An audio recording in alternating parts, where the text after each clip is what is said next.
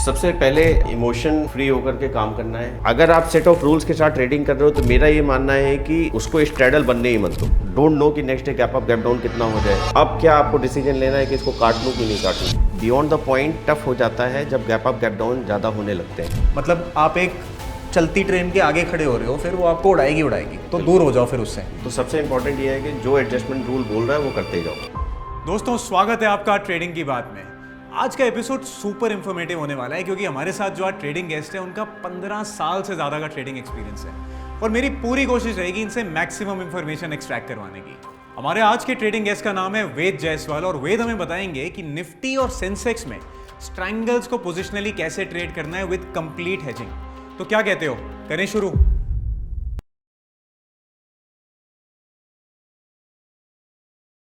वेद भाई, welcome to trading की बात। Thank you Arjun, good to have here.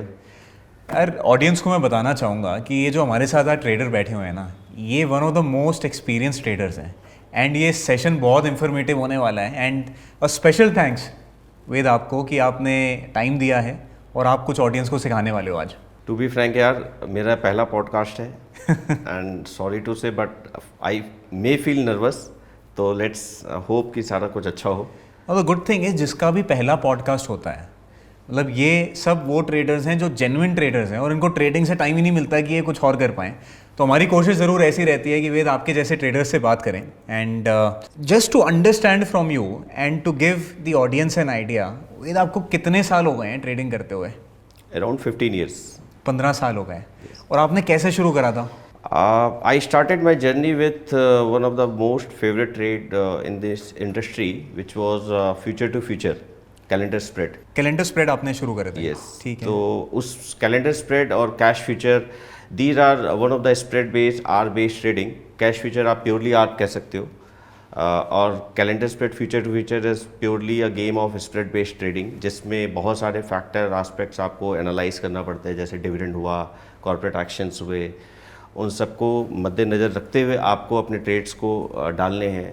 It's a volume based game जिसमें आपको बहुत सारे कॉर्पोरेट एक्शन एंड जितने भी कॉर्पोरेट एक्शन हैं उनको ध्यान में रखते हुए आपको अपने ट्रेड्स को डालना है। और एक फॉर एग्जांपल मैं एग्जांपल लेता हूँ कि रिलायंस का आपने कैलेंडर स्प्रेड बनाया, करंट मंथ लॉन्ग किया, नेक्स्ट मंथ सेल आउट किया, तो ठीक है, जिसको बोलते हैं buy near sell far. Right. अब वो आपने 7 रुपये के स्प्रेड में बनाया, अब 500 का लॉट साइज़ है, 7 रुपये को आपने 6 रुपये में स्क्वायर ऑफ कर दिया, कट कर दिया, तो आपको 500 रुपये आ गए, उसमें एक 10 पैसे 15 पैसे आपका खर्चा हुआ, तो 400 रुपये। तो अब आप बोलोगे कि 400 रुपये क्या है, but it's a volume based game सारा। तो इसको एग्जीक्यूट करने के लिए you need to have a very good software infra side which works actually into it's not a internet based trading, it's a colo based trading. तो वेद भाई, जो आप ट्रेडिंग करते आए हो, 15 साल का जो आपका एक्सपीरियंस रहा है, ये ट्रेडिंग आप मतलब अपने लिए ही करते आए हो या आप किसी डेस्क के साथ एसोसिएटेड थे? I was associated with few desks when I started my career as in this industry and with a few arbitrage trading desk. Okay. So I worked around 10 years with them और 2011 से लेकर के 2010 से start किया था, 2010 से लेकर के 2022 तक I was associated with them. Trading desk के साथ काम किया और 2022 से आप अपना कर रहे हो? Yes, 2022 से I started my as in career with the full time professional trader, I would say, because when I was associated with the trading desk, तो वहाँ पे मैं R desk के साथ साथ ट्रेडिंग के साथ साथ इंफ्रा डेवलपमेंट, इंफ्रा के कैसे इंफ्रा को ऑप्टिमाइज़ किया जाए, क्या बेटर वे से लेटेंसी कम की जा सकती है, इन सब पे भी काफ़ी वर्क किया था। तो वो सारे एक्सपीरियंस को मैनेज करते हुए जब मैंने अपना काम स्टार्ट किया तो I picked up very early कि 2022 से मेरे को उतना चैलेंज नहीं आया जो एक नॉर्मल फुल टाइम ट्रेडर बनने के लिए आता है। वेद भाई, आपने मेंशन किया कि आप आर्बिट्राज ट्रेडिंग कर रहे थे, तो हमारी रिटेल ऑडियंस के लिए जस्ट टू अंडरस्टैंड ये आर्बिट्राज ट्रेडिंग क्या होती है, बहुत सिंपल वे में समझा दो। Arbitrage trading it's a low return based trading जिसमें सारा गेम होता है वॉल्यूम एंड फंड का। तो आपको जो रिटर्न टारगेट होना चाहिए, that should not, your return expectation should not be cross more than 10% in a year, 10 to 12%। अगर आप उसमें ब्लेंड करते हो, ब्लेंड में like ratio based trading, butterfly ले लो, रेशियो ले लो या फिर कैलेंडर स्प्रेड डाल दो, तो ये सबसे आपकी रिटर्न 14 से 18% आ सकती है साल की।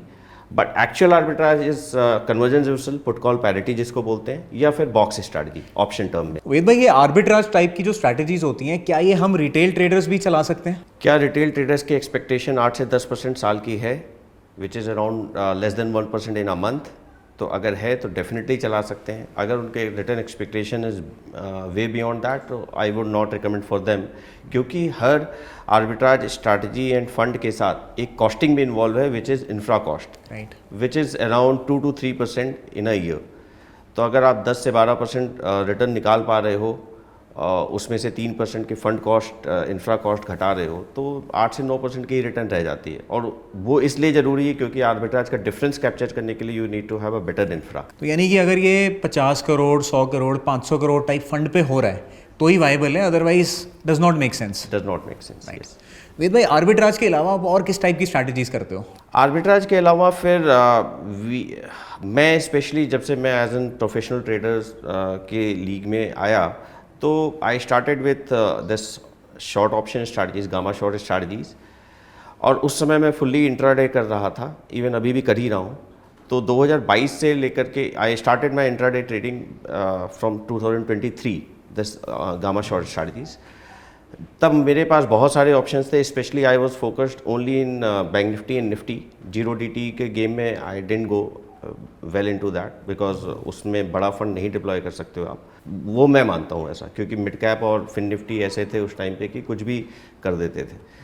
वो एक बैंक निफ्टी और निफ्टी की एक डिफरेंट लीग थी, जो आप हर दिन सेम फंड डिप्लॉय करते चले जाते थे। इंट्राडे में अच्छा सब कुछ चलता था, मार्केट बिहेवियर भी और सब कुछ अच्छा था। बैक टेस्ट करो तो आप 0 DT से लेके 5 DT तक की रिटर्न रहती थी, तो आप पूरा फंड डिप्लॉय करते थे, एक प्रॉपर रिदम में चल रहा था। फिर रिजीम चेंज हुआ 2024 के फरवरी से। अप्रैल में उसने अपना भयंकर रूप दिखाया और उसके बाद से चीज़ें चेंज होती गई, मार्केट का सिनेरियो चेंज होता गया। नवंबर में आकर के 0 DT ही ऑलमोस्ट बंद हो गई, बैंक निफ्टी की रिटर्न घट गई मार्केट से, 30% ALM भी आ गया, तो सारा कुछ गेम चेंज हो गया। तो उसको कवर अप करने के लिए अच्छा, सेंसेक्स की रिटर्न भी सितंबर 2024 तक बहुत अच्छी थी ऑन ग्राउंड। अगर देखो आपके बुक्स में, स्टेटमेंट्स में, तो सितंबर 2024 तक इट वाज फैंटास्टिक रिटर्न। उसके बाद से सेंसेक्स में भी चैलेंज आने चालू हुए इन टर्म्स ऑफ रिटर्न्स। बनते हैं 4 वीक में, 2 वीक बनेंगे, 2 वीक में कुछ लेके चला जाएगा। ELM आने की वजह से रिटर्न वैसे कम होगी। तो इन सबको मैनेज करने के लिए फिर I diverted my portfolio into कैडी मॉडल। तो अभी टोटल पोर्टफोलियो का मैं लगभग 20 to 25% आई शिफ्टेड इनटू कैडी मॉडल। अच्छा, पोजिशनल स्ट्रैटेजीज पे डिप्लॉय करते हो 20-25% का? Yes. ठीक है।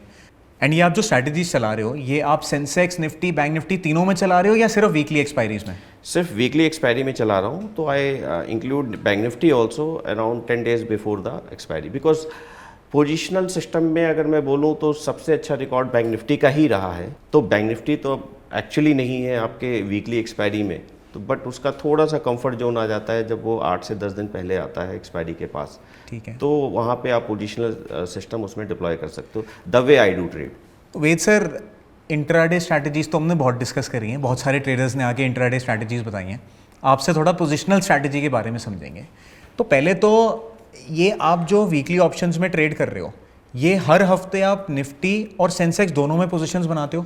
हर हफ्ते निफ्टी और सेंसेक्स में अकॉर्डिंग टू एक्सपायरी डेज मैं उसमें वेटेज देता हूँ। तो 70-30 का रेशियो रखता हूँ। जिसकी एक्सपायरी पास में उसको 70%, जिसकी एक्सपायरी दूर है उसको 30% वेटेज देके रखता हूँ। तो आप फिर मतलब पोजीशंस अपनी, जैसे आपने सेंसेक्स की एक्सपायरी पास है तो उसमें पोजीशन ज़्यादा बना देते हो और निफ्टी में कम कर देते हो, कुछ इस तरीके से? यस। तो वेद सर, जो आप एंट्रीज लेते हो, ये आप एंट्री, जैसे एक्सपायरी आज सेंसेक्स की ट्यूसडे को ख़त्म हुई, तो ट्यूसडे को ही आप पोजीशन बनानी शुरू कर देते हो? सेंसेक्स की एक्सपायरी अगर ट्यूसडे को ख़त्म हुई तो ट्यूसडे को मैं 20 से 30% सेंसेक्स में, उसका एक सिंपल सा रीज़न है, इसलिए डालता हूँ कि बाजार की जो मूव्स है वो एडजस्ट कर ले जाता है। ठीक है। अगर मैं उसको सारा एक्सपोजर निफ्टी में दे दूंगा तो next day you don't know कि next day gap up gap down कितना हो जाए, बाजार के नेक्स्ट डे ट्रेंड कितना बन जाए। तो अगर, क्योंकि निफ्टी के प्रीमियम ऑलमोस्ट वेंसडे और थर्सडे तक आते आते कम होने लगते हैं, और आपके जो सेट ऑफ रूल्स हैं उस सेट ऑफ रूल्स के अकॉर्डिंग आपके प्रीमियम मार्केट के पास आ जाते हैं बिकी हुई लेग्स। अब वो बिकी हुई लेग्स अगर पास आ गए और आपने सारी पोजीशन का कंसंट्रेटेड मार्जिन नियरेस्ट लेग में रखा और गैप अप खुल गया, गैप डाउन खुल गया, तो वो निफ्टी में ही सारा एडजस्टमेंट करना आपके लिए टफ हो जाएगा। तो कहीं ना कहीं सेंसेक्स में 20-30% आप डाल के रखते हो तो वो मार्केट से वे भी फार होते हैं, तो गैप अप गैप डाउन को हैंडल कर सकते हैं। Wait sir, just to understand, जो भी आप ये स्ट्रैटेजीज रन कर रहे हो ये सारी डेल्टा न्यूट्रल हैं? यस, प्योरली, क्योंकि मेरा इंट्राडे जो चल रहा है दैट इज़ ऑलरेडी 70 to 80% जो इंट्राडे है उसमें से 70 से 80% ट्रेंड का ही है, तो वो कवर अप कर देता है मेरा डेल्टा तो न्यूट्रल। ओवरनाइट आप जो भी करते हो आप मार्केट न्यूट्रल रहते हो, यानी कि आप कॉल और पुट दोनों सेल करके चलते हो, राइट, और आप कोशिश करते हो कि दोनों बराबर रहें, राइट। ठीक है। और दूसरा जो आप सेल करते हो, क्या वो स्ट्रैडल होता है, क्या स्ट्रैंगल होता है, या किसी और फॉर्म की स्ट्रैटेजी होती है? वो मोस्टली स्ट्रैंगल ही होते हैं, क्योंकि स्ट्रैडल का मैनेजमेंट एक बियॉन्ड द पॉइंट टफ हो जाता है जब गैप अप गैप डाउन ज़्यादा होने लगते हैं, तो उसमें डीडी भी बढ़ने के चांसेस ज़्यादा होते हैं। और स्ट्रैडल मैनेजमेंट अपने आप में एक नेक्स्ट डे सुबह गैप अप गैप डाउन खुला, अब आपको सबसे पहले तो एल्गो आपका इतना रॉबस्ट होगा कि पहले वो पोजीशन को कैप्चर स्क्वायर ऑफ करके नई एंट्री लेने के लिए तुरंत ही आपको डिसीजन लेना है और नई एंट्री लेनी है। तो इक्विटी आपका इक्विटी कर्व स्मूथ रहे, टेंशन फ्री लाइफ रहे, तो उसके लिए स्ट्रैंगल उस गैप अप गैप डाउन को हैंडल करने के लिए सबसे बेस्ट ऑप्शन मैं मानता हूँ। ठीक है। एंड जब हम स्ट्रैंगल बना रहे हैं तो आप स्ट्रैंगल कितनी दूर से शुरू करते हो, क्या विड्थ रखते हो उसकी, कैसे डिसाइड करते हो वो? जो उसका डिसीजन पॉइंट है वो होता है स्ट्रैडल प्राइस इटसेल्फ। तो अगर लेट से मैं बोलता हूँ आज निफ्टी की एक्सपायरी है विच इज़ थर्सडे, अब निफ्टी की एक्सपायरी की नेक्स्ट डे जो निफ्टी के नेक्स्ट वीक का निफ्टी का प्रीमियम है लेट से 400 रुपये का स्ट्रैडल है। ठीक है। अब 400 पॉइंट दूर मैं कॉल लूँगा, 400 पॉइंट दूर मैं पुट लूँगा विच इज़ 1 तो एट द मनी में आप स्ट्रैडल प्रीमियम ऐड कर दोगे, स्ट्रैडल प्रीमियम माइनस कर दोगे, जो स्ट्राइक्स आएंगी वो स्ट्रैंगल स्ट्राइक्स होगी। ट्रायंगल स्ट्राइक्स हो गई। अब ये बोलूँ कि अगर लेट से इलेक्शन मंथ है या फिर साल में कई बार ऐसे होते हैं कि 2-3 महीने इवेंट रहते ही कुछ ना कुछ रहते ही हैं, तो अब 400 पॉइंट कई बार दूर वो प्रीमियम 100 रुपये के भी हो सकते हैं।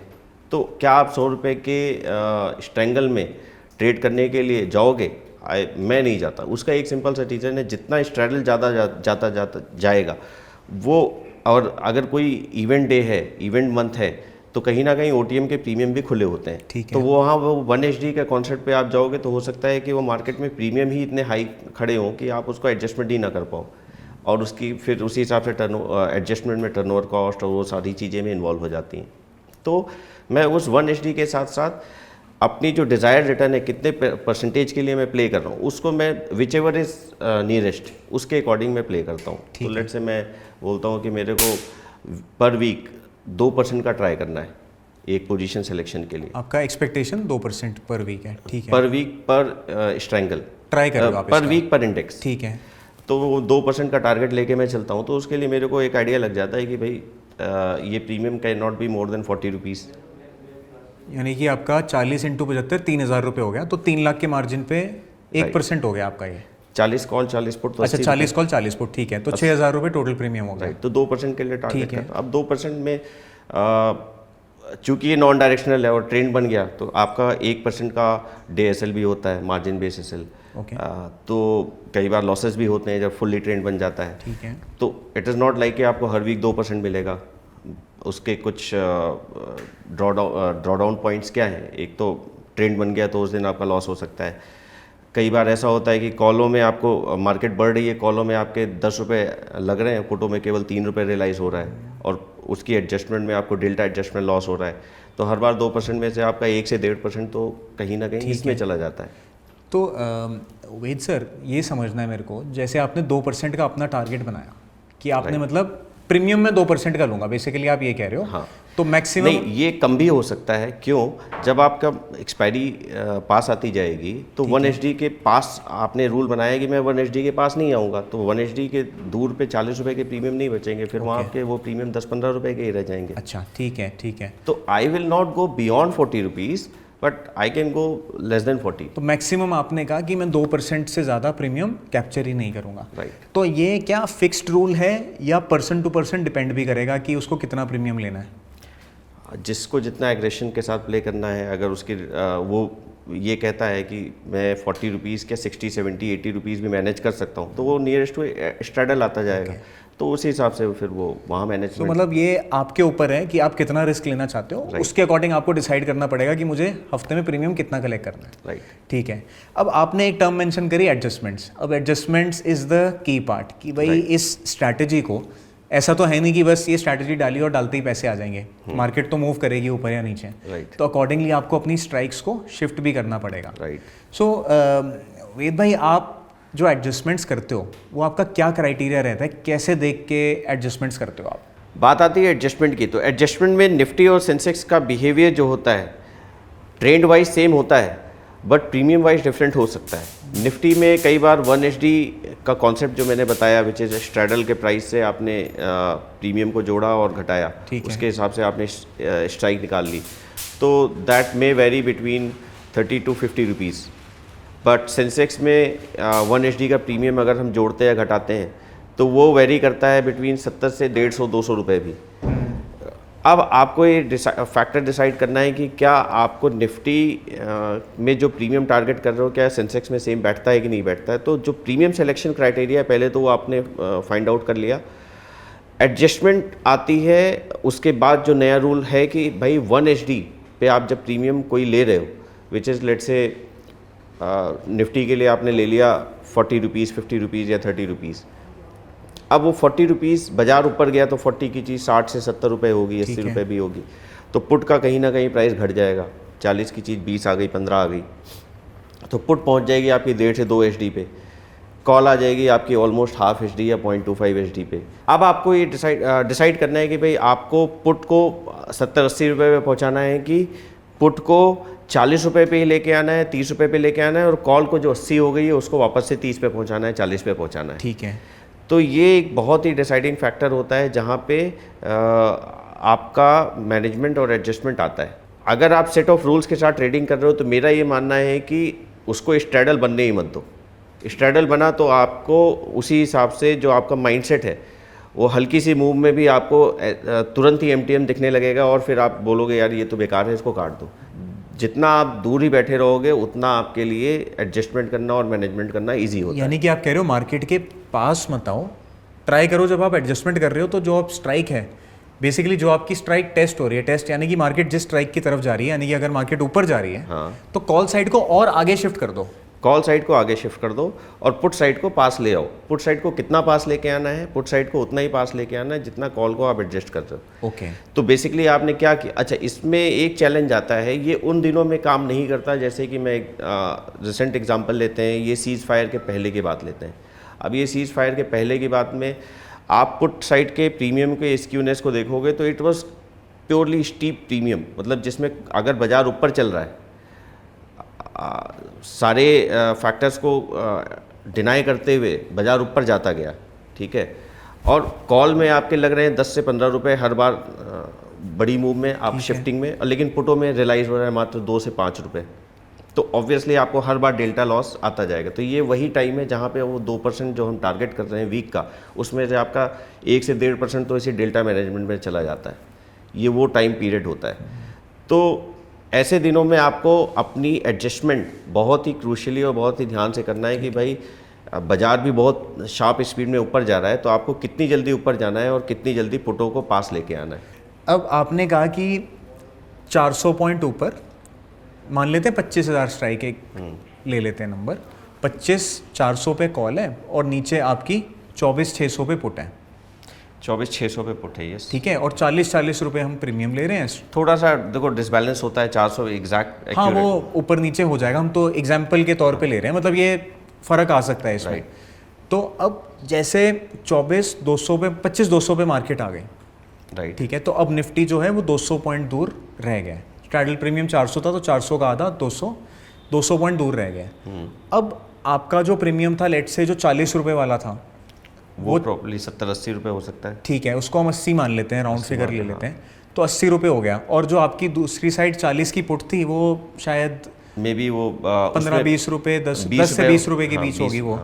तो आपके 20 रुपये लग गए यहाँ पे, 20 रुपये आपके यहाँ पे लग रहे हैं, तो which is 0.5% of your deployment capital. ठीक है। अब आपने कहा था मेरा दिन का रिस्क 1% होगा, तो उस पर आते हैं।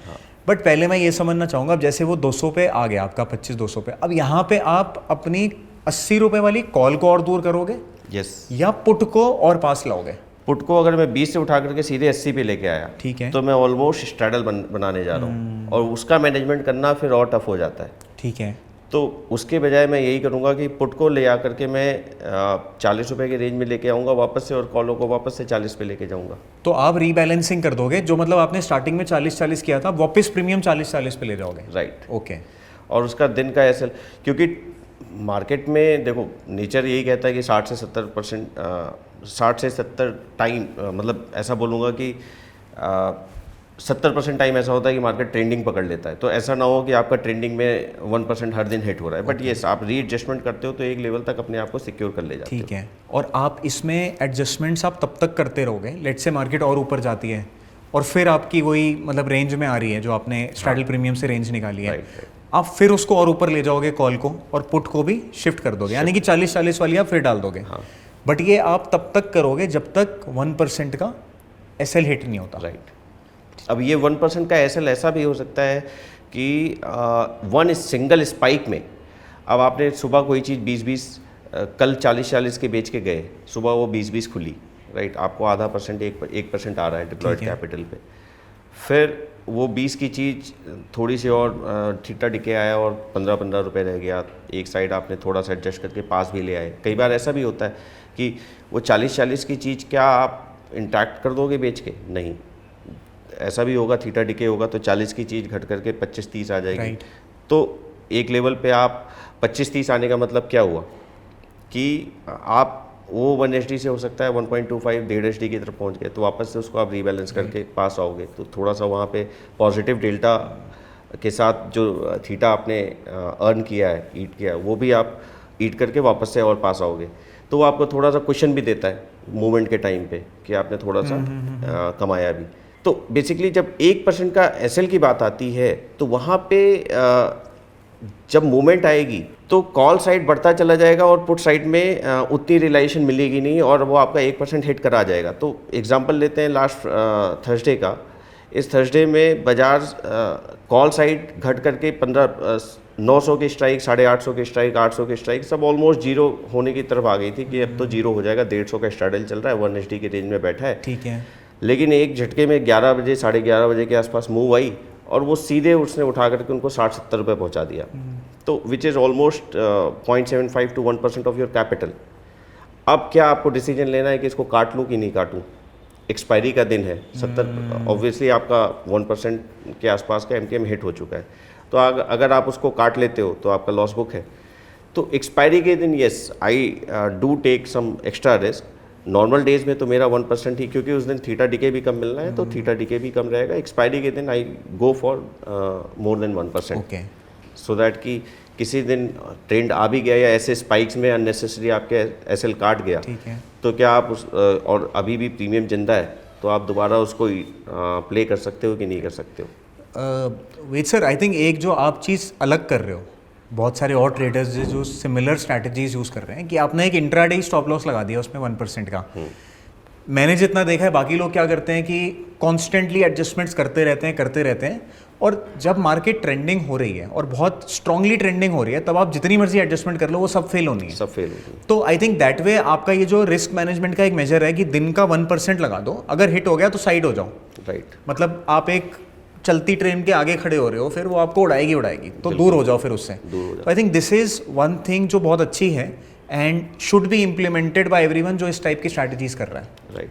अब उसमें क्या होगा कि आपने एक बार एडजस्ट किया, अब मीन रिवर्ट हो गई मार्केट, तो हो सकता है नीचे साइड में आपने पुट को पास लेके आए हो, फिर कॉल भी उसी हिसाब से एडजस्ट किया है, तो बाजार ऊपर गया और पूरा वी शेप बना के नीचे आया। Right. तो कॉलों में आपने 0.2, 0.3, 0.4 दिया, फिर पुटों में भी उतना लगने लग गया। तो हाउ स्मार्टली आपको थोड़ा सा डिसीजन खुद लेना पड़ेगा कि इसको कैसे, कितनी फास्ट। समटाइम्स आपको ऐसा दिख रहा है कि ट्रेंड ही बन रहा है, तो भाई पत्थर की लकीर तो है नहीं कि भाई एकदम हाफ HD आ जाएगा तभी मैं करूँगा। ठीक है, अब आपको स्ट्रॉन्ग डेटा दिख रहा है, ट्रेंड दिख रहा है, तो आप थोड़ा पहले भी एडजस्ट कर सकते हो। Right. It is not like कि भाई जब इस रूल पे आ जाएगा तभी मैं करूँगा। तो वेद भाई थोड़ा इसमें और डीप डाइव करते हैं। मैं आपसे ये समझना चाहूँगा कि ये जो स्ट्रैटेजीज की एंट्री होती है, फर्स्ट एंट्री जो होती है, चाहे वो निफ्टी हो या सेंसेक्स हो, वो आप कब लेते हो? फर्स्ट एंट्री मेरी आएगी जब किसी एक इंस्ट्रूमेंट की एक्सपायरी हो रही है, विच इज़ अराउंड 3:30 बजे एक्सपायरी होती है, तो आपका ऑलमोस्ट जो रियलाइजेशन है वो मैंने अपना सिस्टम में लगा रखा है कि मेरे को जो माल बिका हुआ है उसमें कितना रियलाइज़ होने को बचा है, और जो मैं नेक्स्ट इंस्ट्रूमेंट बेचूंगा चाहे वो सेम इंस्ट्रूमेंट का हो या दूसरे निफ्टी का हो या सेंसेक्स का हो, उसमें थीटा अभी ओब्वियसली उसमें उतना नहीं टूटा होता, तो इसकी रियलाइजेशन फैक्टर देखता हूँ कि भाई इसमें अगर मेरे को रियलाइज़ होने को केवल अब बचा है 0.05% डिप्लॉयड मार्जिन का, और वहाँ पे जो मैं शिफ्ट करूँगा उसमें रियलाइजेशन फैक्टर ज़्यादा है, तो मैं ग्रेजुअली स्टार्ट कर देता हूँ कि 30% काटा हो, 30% धीमे धीमे शिफ्ट के, क्योंकि ये जो बिका हुआ लेग है करंट वीक का जो एक्सपायर होने जा रहा है, ये अभी कहीं ना कहीं फार ओटीएम पे बैठे होते हो आप, थोड़ा सा दूर बैठे होते हो मार्केट, और मार्केट में उस बीच में अगर कोई ट्रेंड बन गया तो इसमें एमटीएम नहीं आएगा, लेकिन वो पता लगा आपने जितना इसमें गेन किया उससे ज़्यादा आपने लॉस दे दिया दूसरे इंस्ट्रूमेंट में इमीडिएट, क्योंकि वहाँ तो डेल्टा पूरा एक्टिव है। ठीक है, तो आप ग्रेजुअली इसको 3 बजे के पहले तक ऑलमोस्ट शिफ्ट कर देते तो यानी कि जैसे अगर ट्यूसडे की बात करें, सेंसेक्स की एक्सपायरी हो रही है, अब आपका सेंसेक्स की पोजिशनल का मार्जिन खत्म होने वाला है, मतलब दोपहर को आप खाली कर दोगे उसको, तो आप 2 से 3 बजे के बीच देखते हो अगर सेंसेक्स में प्रीमियम कुछ बचा ही नहीं है आपकी पोजीशन में, तो आप उसको धीरे धीरे निफ्टी में मूव करने लग जाते हैं। निफ्टी में मूव करने लग जाता हूँ, 60 से 70% 80%, बचा हुआ 20% सेंसेक्स में ही नेक्स्ट वीक के सेंसेक्स में। अच्छा, वो नेक्स्ट वीक, तो आप मतलब दोपहर को शुरू कर देते हो ये मूवमेंट का प्रोसेस, और बाय डे एंड आपकी जितनी भी मार्जिन था वो सब नेक्स्ट वीक में शिफ्ट हो जाता है, निफ्टी में शिफ्ट हो जाता है। राइट। अब ये सारा काम मैनुअली हो नहीं सकता, तो इसके लिए हमने एग्जीक्यूशन एल्गो लिख रखा है, so that I just need to give instruction कि भाई ये स्ट्राइक से ये स्ट्राइक में शिफ्ट करना है, ठीक है, ये एक्सपायरी से ये एक्सपायरी में शिफ्ट करना है, तो हमने डिफरेंस डाल दिया वो ऑटोमेटिकली। तो वेद भाई आपका तो क्योंकि साइज ह्यूज साइज है, हम तो सोच भी नहीं सकते। नहीं ह्यूज नहीं है, ऐसा कुछ नहीं। बट अगर किसी रिटेलर को ये करना हो, मतलब नॉर्मली ट्रेडर्स को करना हो, बट पॉसिबल है, कुछ ऐसी कोई दिक्कत नहीं है? ऑब्वियसली उनके लिए भी सेम पॉसिबल है, सारे बहुत सारे एल्गो इंजन बने हुए हैं, एल्गो सॉफ्टवेयर्स बने हुए हैं जिनमें आपने केवल ये स्प्रेड डालना है लेग लगा के, और वो ऑटोमेटिकली शिफ्टिंग करता रहेगा। किसी को मैनुअल भी करना है तो उसको सिंपली वॉच लिस्ट में स्ट्राइक्स डाल के वो पुरानी एग्जिट करनी है और नई वाली डालनी है। राइट, ठीक है। बट ये होता है कि उसमें ह्यूमन इमोशन आ जाता है कहीं ना कहीं, वो फैक्टर।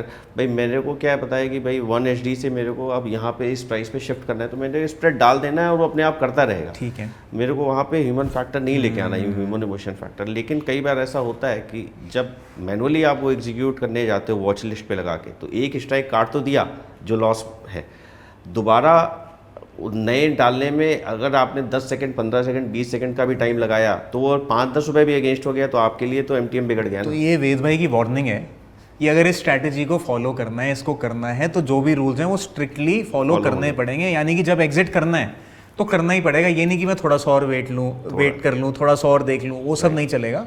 जब आपके सिस्टम पे एग्जिट आ गया, जब एडजस्टमेंट का टाइम आ गया, तो आपको करना ही पड़ेगा। राइट। वेद भाई, ये तो रही आपकी इनिशियल एंट्री। अब बात करते हैं सेकंड एंट्री की, जो होती है लेट्स से जिस दिन आपका 1% का एसएल हिट हो जाता है। हाँ। तो क्या पूरे हफ्ते के लिए आप पोजीशन एग्जिट कर देते हो या आप दोबारा भी एंट्री लेते हो? देखो, जो हम इंट्राडे स्ट्रेटजी चलाते हैं उसमें भी हम 1% का एसएल लेते हैं इंट्राडे। ठीक है, राइट। तो सेम कॉन्सेप्ट पे इसमें भी अगर आपका कैरी मॉडल में भी 1% का एसएल हिट हो गया, तो नॉन जीरो डीटीज के केस में इमीडिएट हम एसएल एंट्रीज नहीं लेते। बट हाँ, जब मार्केट डे एंड होने वाला होता है तो हम नेक्स्ट डे के लिए वापस से एंट्री लेकर के जाते हैं, सो दैट कि नेक्स्ट डे जो ओवरनाइट गैप अप या गैप डाउन, तो हम नहीं सोचते कि भगवान ना करे ऐसा हो, बट यस उसके लिए प्रोटेक्शन हम वार लेके जाते हैं। तो हम दोबारा से पोजीशंस को, मार्केट के स्ट्रक्चर को देखते हुए दोबारा से पोजीशन बिठाते हैं डे एंड पे नेक्स्ट डे के लिए। तो मतलब दोपहर को आपकी पोजीशन फिर से डल जाती है। हाँ। जो एग्जिट हुई थी, दोबारा जो भी 40 या व्हाटएवर प्रीमियम इज देयर। भाई पूरे दिन में कुछ स्ट्रैडल गिर गए होंगे, तो हो सकता है वो 40 के ना मिले, हो सकता है 25 के मिले, हो सकता है आईवी बढ़ गई तो 50 के भी मिले, लेकिन पोजीशन डल जाएगी दोपहर। पोजीशन डल जाएगी। ठीक है। एंड अगर एग्जिट की बात करें तो एक तो एग्जिट क्राइटेरिया होगा कि भाई स्टॉप लॉस ही हिट हो गया मेरा, बट आपने फिर से पोजीशन डाल दी। अब आपकी जितनी पोजीशंस हैं, क्या वो एक्सपायरी डे तक चलती हैं, बिकॉज ये वीकली एक्सपायरीज में ट्रेड कर रहे हैं, या फिर ड्यूरिंग द वीक ऐसा भी होता है कि आपने कुछ प्रॉफिट टारगेट रखा हुआ है, अगर इतना आ गया तो मैं सब खत्म कर दूंगा? नहीं, ये एक्सपायरी वीक तक चलती हैं। हाँ, अब आज मैं पोजीशन लेके गया और कल एक अच्छे थीटा डिके के साथ ओपन हुआ, तो एक बार के लिए पोजीशन से एग्जिट करके फिर will wait for at least some time कि भाई ट्रेंड बना कि नहीं बना। भाई सुबह सुबह आपको अच्छे थीटा के साथ पोजीशन मिल गई जो। तो वेद भाई अच्छा थीटा थोड़ा सा बता दो क्या होता है, जैसे 80 रुपये का टोटल जोड़ा है तो क्या आप कंसिडर करते हो अच्छा थीटा? मैं ये मान के चलता हूँ 80 रुपये के जोड़े से नहीं देखते हम, तो स्ट्रैडल प्राइस से देखते हैं। कई बार वो 30% डिस्काउंट के साथ खुलता है, 40% डिस्काउंट के साथ खुलता है, एक्सपायरी डेज में कई बार वो 50% डिस्काउंट के साथ भी खुलता है स्ट्रैडल।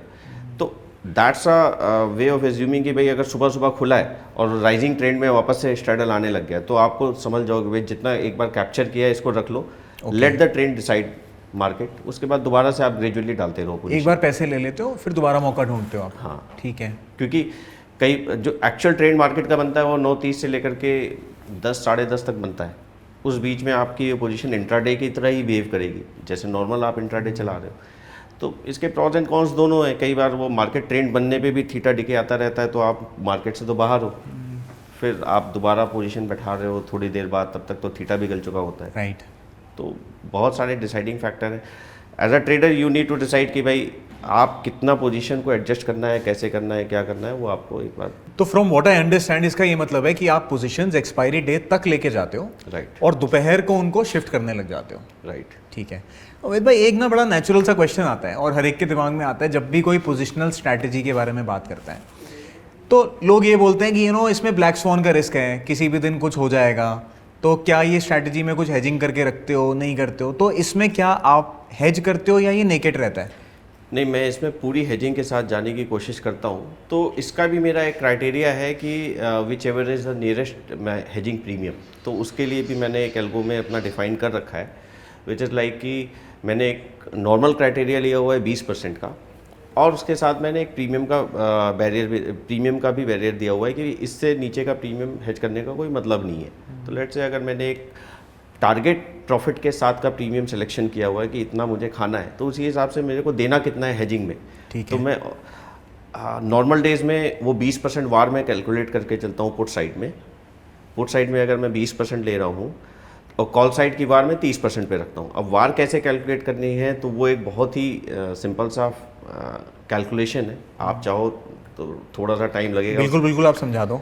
उसका वार का एक सिंपल से कैलकुलेशन होती है कि आपके 3 लाख रुपए का मार्जिन आप कंसीडर कर रहे हो, 3 लाख में आपने 20% वार की कैलकुलेशन लगानी है, तो 60,000 रुपीज़ आपका टोटल लूजिंग अमाउंट आएगा। अब 60,000 डिवाइड बाय लॉट साइज आपने 75 किया, तो 75 में आपका 800 पॉइंट जो बिकी हुई लेग है, जिस भी स्ट्राइक पे आपकी बिकी हुई लेग है, वहाँ से 800 पॉइंट दूर आप हेज करोगे। ठीक है। अब वो 800 पॉइंट दूर, तो आपका सर्किट भी लग जाए बाजार में, मैक्सिमम आपके पूरी कैपिटल पे 20% साफ होगा। चूँकि मैं टोटल फंड का 20% इसमें रन कर रहा हूँ, तो मेरे टोटल फंड पे 4% का ही ड्रॉ डाउन आएगा। तो आपने पोजीशन साइजिंग अपनी उस हिसाब से बिठाई हुई है। ठीक है। दोबारा मैं एक्सप्लेन कर सकता हूँ कि जो इंट्रा में रन कर रहा हूँ 80% कर रहा हूँ, पोजिशनल 20% कर रहा हूँ। ठीक है। अब उस 20% पोजिशनल में मैं 20% वार पे हेज कर रहा हूँ, तो अगर कभी सर्किट पे सर्किट लग करके भी बंद हुआ, तो टोटल फंड पे मेरे को मैक्स टू मैक्स 4% का रिस्क आएगा। आपने अनलिमिटेड रिस्क का कंपोनेंट ही खत्म कर दिया। अनलिमिटेड रिस्क का कंपोनेंट खत्म कर दिया, क्योंकि सुनने में लगता है कि 20% भी लग गया, तो क्या ऐसा होना चाहिए? मैं कहता हूँ कि 20% से क्यों, अगर मैं एक प्रीमियम टारगेट जो मेरे को लेना है, विच इज़ लेट से मैंने डिसाइड किया कि 1 HD या इतना प्रीमियम 30 रुपये, 40 रुपये, 50 रुपये टारगेट डिसाइड किया कि पर वीक मेरे को इतना खाना है, तो मैं पर वीक कितना देना है वो भी डिसाइड करके रखता हूँ। तो मैंने बोल दिया कि भाई 20% वार या 2 रुपये का प्रीमियम या 3 रुपये का प्रीमियम। तो कई बार 2-3 रुपये का प्रीमियम आपको 10 से 15% के रेंज में लाके खड़ा कर देता है वार पे। ठीक है। तो विच एवर इज नियरेस्ट। ठीक तो है। उस डाउन साइड फैक्टर में मैं अपने आप को 10% के वार पे लाके खड़ा कर दिया। यानी कि आप कह रहे हो कि जो भी आपकी बिकी हुई स्ट्राइक है, लेट से आपकी पुट 25,000 पे बिकी हुई है, हाँ, तो आप उससे 800 पॉइंट दूर की पुट बाई कर लोगे। पुट बाय करूंगा, लेकिन उसमें एक मैंने क्राइटेरिया दे दिया कि भाई मैं 2 रुपये का प्रीमियम एटलीस्ट हो। ओके। वो 50 पैसे के प्रीमियम बाय करने का कोई सेंस नहीं है। तो आप फिर पास आओगे। तो ऑटोमेटिकली एल्गो उसको उठा करके 2 रुपये का प्रीमियम सिलेक्शन हो सकता है आपको 10% वार पे लाके खड़ा कर दे। दिस वे जो ये क्राइटेरिया है इसके कारण ही वो 7 अप्रैल वाले इंसिडेंट में मैं अपने आप को सेव कर पाया, otherwise I would have lost so much money अगर मैं 20% वाले क्राइटेरिया के साथ जाता तो वेद सर आपके 2 क्राइटेरिया हो गए, एक तो है कि मैक्सिमम वार 20% का है, हाँ। तो यानी कि ऐसे जो हमने एग्जांपल लिया था कि 800 पॉइंट से दूर तो आप हेज करोगे ही नहीं, करूँगा ही नहीं। ठीक है। और दूसरा हो गया कि अगर वो 800 पॉइंट दूर प्रीमियम ही बहुत कम है, 51 पैसे है, तो आप थोड़ा सा पास आ जाते हो, हेजिंग क्लोज कर देते हो। राइट, उसके लिए मैंने एक क्राइटेरिया दिया हुआ है कि भाई इससे ज़्यादा मेरे को प्रीमियम ना देना है, मतलब 5 ऑब्वियसली 5 रुपये की हेजिंग पे नहीं जाऊँगा, बट हाँ भाई 1-2 रुपये के एक क्राइटेरिया हमने बना रखा है कि भाई 2 रुपये का मिनिमम प्रीमियम। तो कई बार आपको वो गैप अप गैप डाउन से बचा जाता है, आपको ला करके 10% 15% वार पे भी खड़ा कर देता है। राइट, ठीक है। तो वेद सर अब आपने ना पूरा एक सिस्टम हमें दे दिया जिसमें आपने एंट्री बता दी है, एग्जिट बता दी है, risk management, profit booking, instrument की बात तो हम कर ही चुके थे, और अब फाइनली हेजिंग भी बता दी है। अब एक एग्जाम्पल के साथ ना समझा दो कि जब ऑप्शन चेन खोलें तो कौन सी स्ट्राइक्स देखनी है, कैसे निकालनी है और ट्रेड लेना कैसे है। राइट, तो ठीक है, चलते हैं स्क्रीन पे और समझते हैं वेद भाई से कि ट्रेड एक्चुअली लिया कैसे जाएगा। सो जो अभी तक हमने डिस्कस किया हम उसके बारे में आगे बढ़ते हैं। तो यहाँ पे हम लाइव एग्जांपल ऑप्शन निफ्टी के, ये NSE की वेबसाइट है जिस पे ऑप्शन चेन है, उससे लाइव एग्जांपल लेते हैं। अब लेट्स से ये स्पॉट आपका 25,000 है, ठीक है, ठीक है। आई बिलीव थोड़ा सा डिफरेंस है, 25 और 25,050 के बीच में सिंथेटिक है, ठीक है। तो कैलकुलेशन के लिए 25,000 ATM ले लें अगर 25,000 ATM ले लेते हैं। तो 25,000 से हमने एग्जांपल लिया, इसका स्ट्रैडल प्राइस देखते हैं तो 170 की कॉल और 162 की पुट, सिंथेटिक में 360, 196 और 162, 196 और 162, तो ये लमसम आएगा आपका 200 360 के आसपास आएगा, ठीक है। 360 के आसपास हमने 350 का एक रेंज पकड़ा और 25,000 माइनस 350 किया, तो ये आएगा आपका 24,650। तो 24,650 62 रुपये का है। एज वी डिस्कस कि मैं 62 रुपये का प्राइस अगर सिलेक्ट करता हूँ पुट साइड में और वही कॉल साइड में आता हूँ, तो उसमें 1 HD पकड़ता हूँ। 1 HD में 25,000 प्लस 1 HD आपकी आती है 350, विच इज़ 25,350 आपका आता है 63 रुपीज़। ठीक है। तो प्रीमियम तो बैलेंस आउट है, बट क्या 63 रुपीज़ मार्केट में 100 पॉइंट्स की मूवमेंट में सीधे ये ऑलमोस्ट आपको ATM स्ट्राइक के पास लाके खड़ा कर देंगे, विच इज़ ऑलमोस्ट स्ट्रैडल, और 2 बार भी ऊपर नीचे हुआ तो आपके ऑलमोस्ट आप ATM स्ट्राइक पे आके खड़े हो जाओगे, या फिर कहीं ना कहीं थोड़ा बहुत डेल्टा में लॉस आएगा, या फिर 1% के नियरेस्ट आपका 40 रुपये ही चाहिए उसको लॉस बुक करने के लिए, आपका 1% हिट करने के लिए। ठीक है। तो अब हमें कमाना कितना है? अगर आपको एग्रेसिव आप मैनेज कर सकते हो, थोड़ा सा आप 2% का रिस्क ले सकते हो, तो आई वुड से कि 63 रुपीज़ वेरी बेस्ट 1 HD के कॉन्सेप्ट में। तो मैं उसको थोड़ा सा एडजस्ट करूंगा कि भाई मेरा टारगेट क्या है। मेरा टारगेट है कि भाई 40 से 50 रुपए का, तो ऑटोमेटिकली मैं 1 HD से 1.5 HD की तरफ शिफ्ट हो गया। यानी कि आप अपनी 40 वाली स्ट्राइक पिक कर लोगे यहाँ हाँ, 40 वाली स्ट्राइक। तो ये पुट साइड की हो गई, यही मेरी कॉल साइड की हो गई, यही मेरे पुट साइड की भी हो गई। तो पुट साइड में ऑटोमेटिकली मैं थोड़ा सा और दूर हो गया, विच इज़ 24,500। ठीक है। अब ये मेरा प्रीमियम सिलेक्शन क्राइटेरिया हो गया फॉर द स्ट्राइक सिलेक्शन। ठीक है।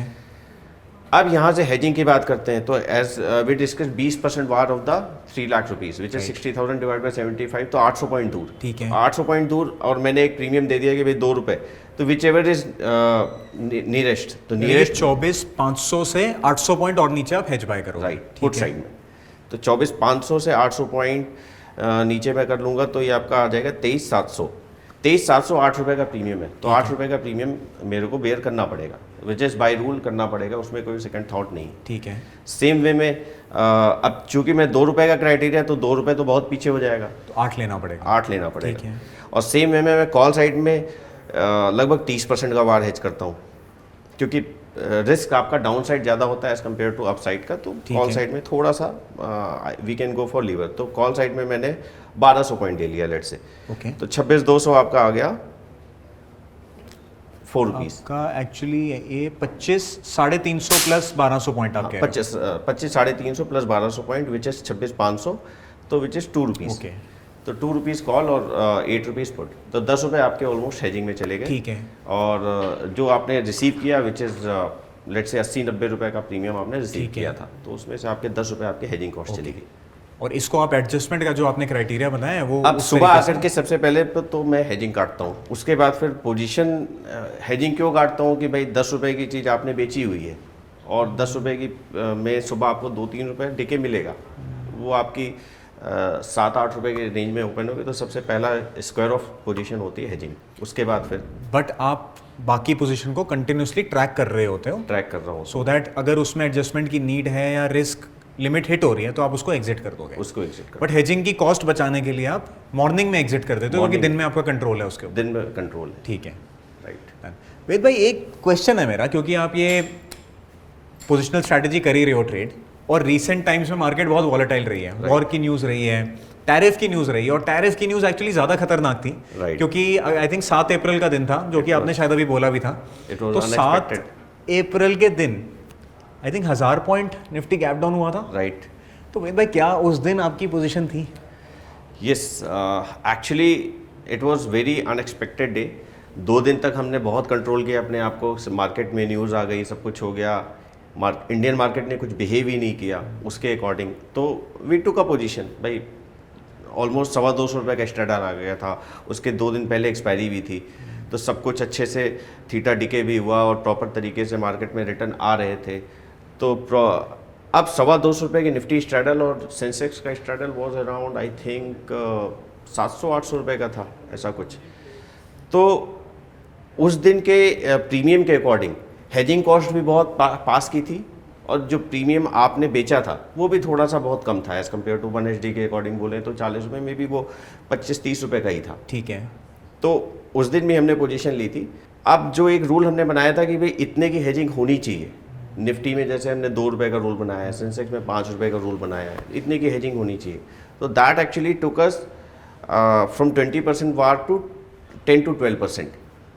ऑटोमेटिकली कम हो गया क्योंकि प्रीमियम्स कम थे, तो प्रीमियम पास आ गई आपकी स्ट्राइक। यस, ठीक है। हेजिंग मेरी पास आ गई, और लकीली कहूँ या वो तो डे अनफॉर्चुनेट था मंडे का, लकीली कहूँ कि वो हेजिंग पास आने की वजह से जो गैप डाउन हुआ उसको हम सर्वाइव कर गए। और उस दिन अगर मैं बोलूँ तो सेंसेक्स के केस में मैं बोलता हूँ तो इट वाज अराउंड 75-400 के आसपास का स्पॉट था, वहाँ से हमारी स्ट्राइक 73-900 या 74,000 के आसपास की बिकी भाई हुई। एक छोटी सी रिक्वेस्ट है, अगर लिख के बता दोगे तो मैं एक्सप्लेन करता हूँ उस दिन का मार्केट सिनेरियो क्या था। लेट से मैं बोलता हूँ मार्केट शायद उस दिन 75,200 के आसपास या 400 के आसपास था। ठीक है। तो मेरी जो पोजीशन थी अकॉर्डिंग टू क्योंकि आखिरी के 1 घंटे में बहुत तेज़ी से थीटा डीके हुआ था, बहुत तेज़ी से थीटा डीके हुआ था, जो मेरी पोजीशन थी लमसम 74,000 के आसपास की पुटे थी। और चूंकि वो प्रीमियम क्राइटेरिया के अकॉर्डिंग थोड़ी सी अच्छा वॉर की न्यूज़ थी, मतलब ट्रेड वॉर की न्यूज़ थी, तो थोड़ा सा कॉशियस तो थे कि भाई थोड़ा सा दूर ही रहो बाजार से रेदर पास आने के। तो लॉजिकली तो और पास आ जाना चाहिए था क्योंकि सेंसेक्स का स्ट्रैडल लमसम शायद 700 या 750 के रेंज में बंद हुआ था। तो स्टिल वी वर कॉशियस कि भाई चलो थोड़ा सा दूर ही रहते हैं, ट्रेड वॉर की न्यूज़ में कुछ भी हो जाएगा। तो 74,000 की पुट थी, बट येस जो प्रीमियम हेजिंग प्रीमियम थे दैट वाज आइडियली वो सेंसेक्स के केस में आपका 2,000-2,500 पॉइंट दूर होना चाहिए, बट वो थोड़े से 1,400-1,500 पॉइंट के रेंज में थे क्योंकि 5 रुपये की सेंसेक्स हेजिंग कॉस्ट आ रही थी। तो वो 72-500 के रेंज में हेजिंग थी। हमें नहीं पता था बाजार में इतना बड़ा गैप डाउन होगा। मार्केट में सडन न्यूज़ आई 338 पे कि भाई चाइना ने वो लगा दिया काउंटर टैरिफ। तो मार्केट ने मंडे को जो गैप डाउन लिया, actually it open I think below 72,500 itself. आपकी हेज स्ट्राइक के नीचे खुला। हेज स्ट्राइक के नीचे खुला। अब एज अ ट्रेडर आपको सबसे इंपॉर्टेंट डिसीजन क्या लेना है कि भाई खुलते ही पहले पोजीशन काटो, क्या आपका डिफाइंड टारगेट के ऊपर लॉस हो रहा है। आइडियली मैं बोलूँगा येस हो रहा था भाई। आपका 1,500 पॉइंट नीचे जो आपने गैप डाउन दिया हुआ है which is around 15% of the deployed capital, right. तो क्या as a trader obviously IV इतनी शूटअप हो गई थी कि शायद ये 1,500 रुपये का गैप 600-700 रुपये का गैप चल रहा था, क्योंकि 72,500 की पुटों में भी वैल्यू थी, 74,000 इंट्रिंसिक बन चुकी थी। तो 74,000 की कॉल शायद 73,900 या 74,000 की कॉल उस समय 1,800-1,900 रुपये के आसपास का 2,000 के आसपास का हाई लगाया था। 72,500 भी उस समय खुल चुकी थी 1,000 रुपये के आसपास, 1200। तो कहीं ना कहीं वो गैप 800-900 रुपये का था। बट क्या 800-900 बुक कर लेना चाहिए? मेरे हिसाब से थोड़ा सा आपको वेट करना चाहिए था एज अ। तो आपका प्री माइंड मेकअप ये था कि भाई खुलेगा तो इसके नीचे। अब आपको डिसीजन क्या लेना है, खुलते ही काटो। काटते जाओगे तो सबसे बड़ा इम्पैक्ट आना है बहुत बड़ा, क्योंकि बेडास्क के इतने बड़े वॉलेटिलिटी में बेडास्क आपको बहुत मोटी पोजीशन है, तो वैसे ही एमटीएम लगना है। तो आई टुक अ स्मार्ट डिसीजन, मैंने उसमें पुट को छुआ ही नहीं। और जब ये दिखा कि भाई इतने नीचे बाजार खुला है, तो सबसे पहले कॉल को मैंने आइडेंटिफाई किया। मैंने सुबह ही पोर्टफोलियो रेडी कर लिया कि कॉल जब दिख रहा था कि बाजार इसके नीचे खुलेगा, तो मैंने 72,500 की कॉल पकड़ी और 74,000 की कॉल पकड़ी और इसका बुल स्प्रेड शॉर्ट मार दिया। तो यानी कि 72,500 की आपने कॉल शॉर्ट कर दी यस, और 74 की बाय कर ली। बाय कर ली। ठीक है। तो मैंने वो डिफरेंस लगभग मैंने 1,000 या 1,100 रुपये में कैप्चर कर लिया। ओके।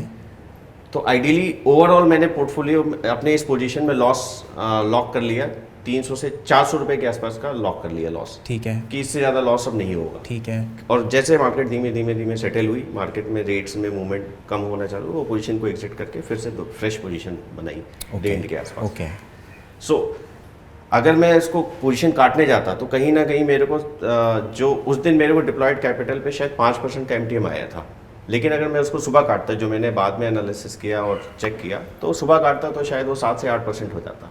तो वहाँ पे मैंने उसको प्रोटेक्ट करके इस तरीके से उसको मैनेज करके अपने लॉस को मिनिमाइज कर लिया। बट स्टिल वेद भाई, अगर आपका सुबह M2M 7-8% भी था, तो भी जिस हिसाब का गैप डाउन था, हेज ने आपको काफ़ी हद तक बचा लिया। काफ़ी हद तक बचा लिया। और अगर हेज ना होता तो ये कितना होता? 14-15%? आई थिंक ज़्यादा ही होता। आपका ऑलमोस्ट 2,000 पॉइंट टच कर गई थी। जो चीज़ 74,000 की पुटें आई थिंक उस दिन 50 से 60 रुपए की, 70 रुपए की रेंज में बंद हुई थी, और वो 2,000 रुपए खुलेगी, तो आप सोच लो लॉस कितना हो सकता है। यानी कि सिर्फ एक दिन चाहिए होता है पूरी की पूरी हेजिंग कॉस्ट को रिकवर करने के लिए। राइट। ठीक है। अब वेद भाई, हेजिंग तो आपने बहुत अच्छे से समझा दिया और ये भी बता दिया कि अगर ये स्ट्रैटेजी फॉलो करनी है तो hedging is a must, because ये रिसेंट एग्जाम्पल ही आ गए हैं अपने पास दो। एक तो ट्रेड वॉर हो गया, उसके बाद एक्चुअल वॉर हो गया, उसके बाद ये यही नहीं रुका सिलसिला, उसके बाद गैप अप भी हुए। गैप अप भी हुए, राइट। तो बड़े बड़े गैप अप हुए, तो वहाँ पे आपको ये देखना भी है समटाइम्स कि क्या पोजीशन कैरी करनी भी चाहिए कि नहीं करनी चाहिए। भाई इस ट्रेड्स ने तो आपको अनएक्सपेक्टेडली लॉस दिया, बट उसके बाद न्यूज़ आना भी स्टार्ट हो गई, तो क्या नेक्स्ट डे कुछ दिनों बाद ही शायद ट्रेड वॉर एक्सटेंड हो गया 90 दिनों के लिए, और उसके एक दिन पहले, जिस दिन मार्केट बंद होने के पहले, स्ट्रैडल 900 से 1,400 रुपये पहुँच गया था ओवरनाइट ही, मतलब मार्केट बंद होने के टाइम पे। तो क्या आपको नेक्स्ट डे पोजीशन कैरी करनी चाहिए कि नहीं करनी चाहिए, पोजीशन साइजिंग कम कर देनी चाहिए, कर देनी चाहिए। एज अ ट्रेडर आपको डिसीजन लेने पड़ेंगे। राइट। वेद भाई, कॉन्सेप्ट तो आपने बिल्कुल परफेक्टली बता दिया है, एक एक चीज़ आपने इसकी समझा दी है, एग्जाम्पल के साथ भी बता दिया और लाइव अपना एक ट्रेड भी शेयर कर दिया। अब अगर किसी को भी ये स्ट्रैटेजी शुरू करनी हो, ट्रेड करना हो, तो आपकी क्या एडवाइस रहेगी, किन बातों का खास ख्याल रखा जाए? सबसे पहले इमोशन फ्री होकर के काम करना है। भाई 1% लग गया, अगर आपके पास आपके अंदर एक्सपायरी डे है, तो आप 1% से थोड़ा ज़्यादा जा सकते हो कि भाई चलो 1% लग गया, तो हो सकता है डे एंड आते आते 2% का लॉस आप देख लो, तो हो सकता है वो पूरा कवर कर जाए, या मे बी 1% का लॉस आपका आधा % रह जाए। तो वो एक एक्सपायरी डे पे आप थोड़ा सा ट्वीक कर सकते हो। नॉर्मल डेज में आप 1% से ज़्यादा मत लो लॉस। मेरा ये एडवाइस है, मेरा रूल फॉलो करता है। उसका रीज़न है कि अगर वो डे ऑल्दो अगर आप टाइम रहते इमोशन फ्री होकर के एडजस्टमेंट करते गए, तो मेरे हिसाब से वो 1% आपका लगता भी नहीं है। तो सबसे इंपॉर्टेंट ये है कि जो एडजस्टमेंट रूल बोल रहा है वो करते जाओ। आपने अपने, और जैसे जैसे इसको प्रैक्टिस में लेके आओगे, वो अपने आप ही रूल प्रॉपर फॉलो होते जाएंगे। वेद भाई, आपने इतना टाइम दिया, इतना कुछ समझाया, thank you so much. Thank you for joining, और हमारी ऑडियंस और मुझे इतना कुछ सिखाने के लिए धन्यवाद। Thank you so much.